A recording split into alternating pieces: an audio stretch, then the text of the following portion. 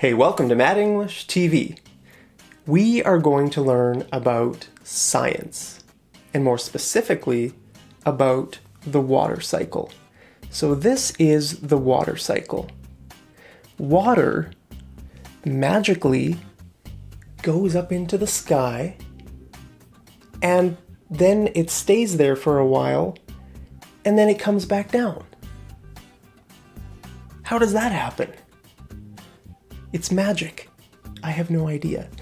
Okay, but the first stage in the water cycle is called evaporation.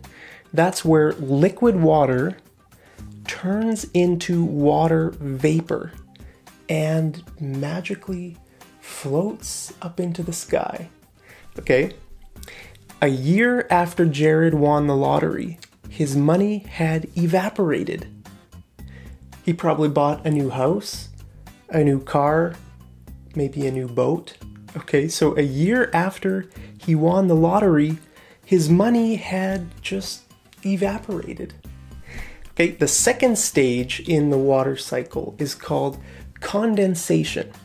So after water evaporates up into the sky, it condenses into clouds.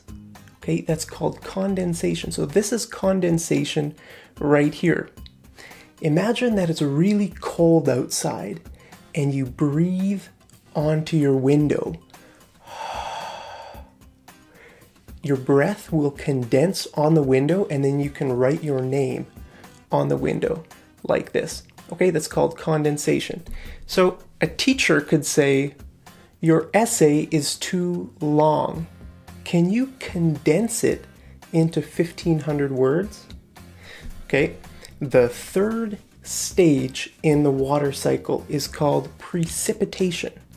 Okay, so first water evaporates from the ground or from the ocean, and then it condenses into clouds, and then it stays there for a while, and then it comes back down in the form of precipitation. Now, precipitation can have many different forms, right? It could be rain, that's one form, it's probably the most common form, or it could be hail.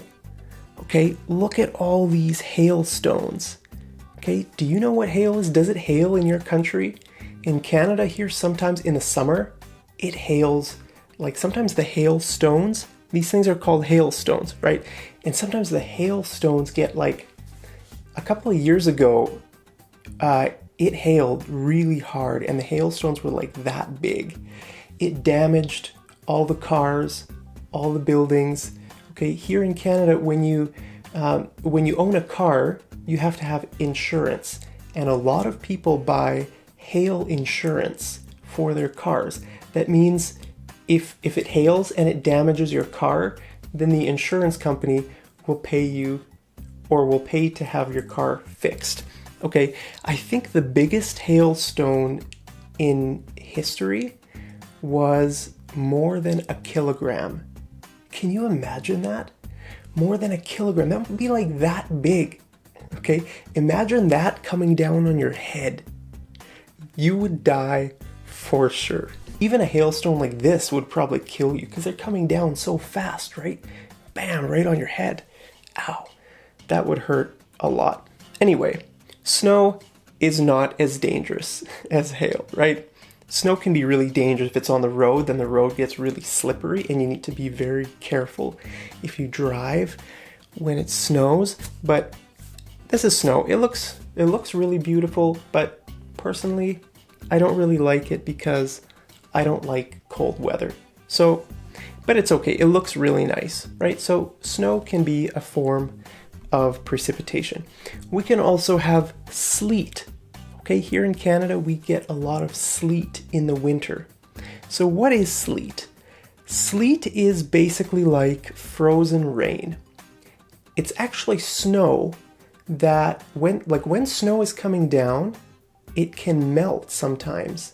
And then it can freeze again when it gets close to the ground. Okay, so first it's snow, then it turns into rain, and then it freezes and it turns into sleet. Okay, so it's sort of like really small hail, basically. In the winter, it sleets.